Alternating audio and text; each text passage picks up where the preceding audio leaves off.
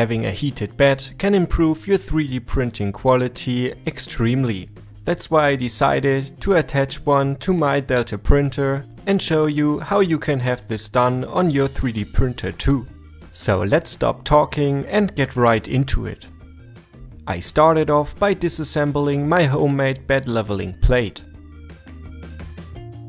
By the reason that the hotbed was too big for my bed leveling plate, I had to find a decent solution for mounting it.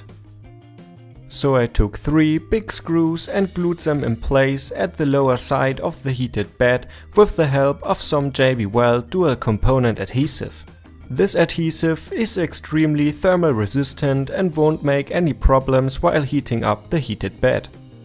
Then I marked the spots where the screws were touching the bed leveling plate. After drilling some holes into the bed leveling plate, the hotbed should fit snugly. The next step was covering the little hole in the middle of the hotbed with the help of some adhesive tape and then gluing in place a thermal resistor with the help of some super glue to control the temperature of the hotbed itself. Make sure the thermistor is placed centered. After letting the glue dry, I placed it on the bed leveling plate and then held it in place with the help of some washers and nuts. The wires need to be passed through the hole in the middle of the bed leveling plate. Now the wires of the thermal resistor can be connected to your RAM's 1.4 board right next to the connection of the resistor which controls the temperature of your hot end. The power wires of the hotbed need to be connected to the corresponding terminals on your RAM's 1.4 board. Make sure that they have a very tight fit so that there won't be any power leakage on the terminals.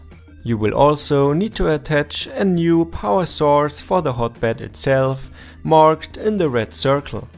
The power source should be rated around 12 volts and have a minimum current of 8 to 10 amps. Otherwise, the heating process of the hotbed will take a very long time. Now the bed leveling plate can be reattached.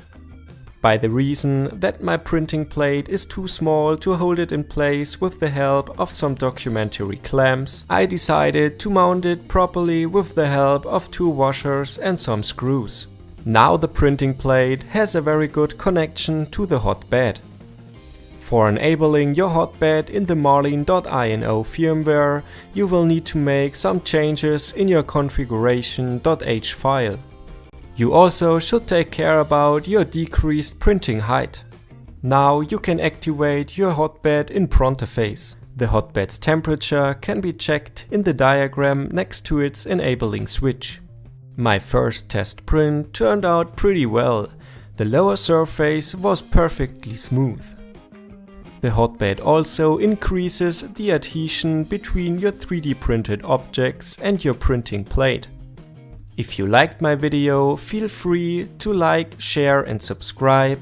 Also check out my other videos and stay excited for the next project coming up next Friday. As always, have fun while rebuilding this project, and if you have any questions, you can leave me a comment below. See you next Friday!